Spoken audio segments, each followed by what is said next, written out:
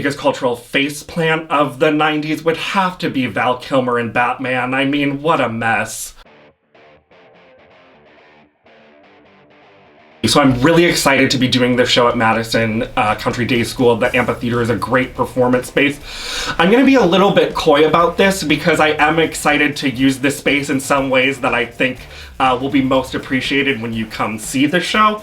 But that said, there are a lot of different playing spaces available to us. So not everything is going to be on the little gravel circle that we have, you know, right in front of the audience. There's several side spaces. There's some upper spaces that we're going to use in fun and creative ways.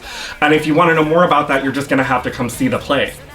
So I think the villain, rather than being a character in terms of the love stories of Twelfth Night, is really the folks in love. They're the ones preventing themselves from a satisfying conclusion, whether it's Orsino, who's just so grossly in love with this woman, or really the idea of this woman, that he can't really see beyond himself. Whether it's Viola, who's dressed up as a man and literally can't tell the man who she loves that she's in love with him. Whether it's Olivia, who gets a crush on this guy who she thinks is hot, and that's kind of what she likes the most about him. But they're putting their own obstacles in the way. So I think the reason it's satisfying is because anytime characters get over a barrier that they've set up for themselves in some way, I think an audience appreciates watching people overcome those barriers. I also think it's a bit more realistic to real life. I think a lot of us don't have real villains preventing us from achieving our goals, but I think a lot of us might say, hey, you know, I have some mental block that's preventing me from being, you know, the best I can be, or, you know, asking this person out, or whatever it may be here.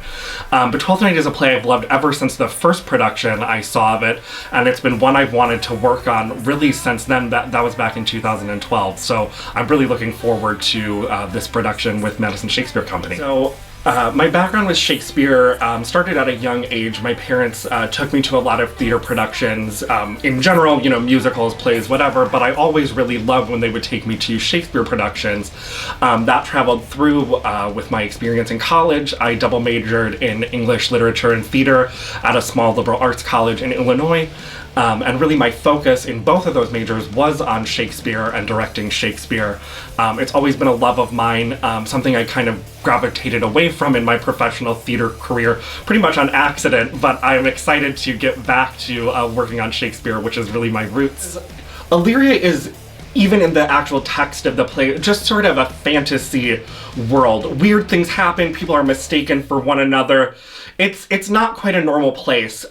Illyria was chosen by Shakespeare most likely as the name of the place the play takes place because his audience would have known, hey, this is not a real place that exists. We're somewhere fake, where crazy weird things are happening.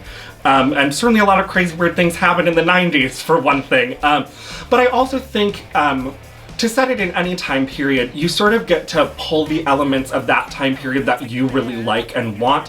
I really like the 90s aesthetic, and so I'm excited to play with that in this production of Twelfth Night, and to see sort of how we can play with that, using different aspects of the 90s without having to be so committed to, hey, we're here in 1994 and we must have this stapler and this, you know, it must dress exactly like this. This album wasn't out yet. We're not going to concern ourselves with any of that. We're going to do it more how we remember the 90s than what the 90s actually were.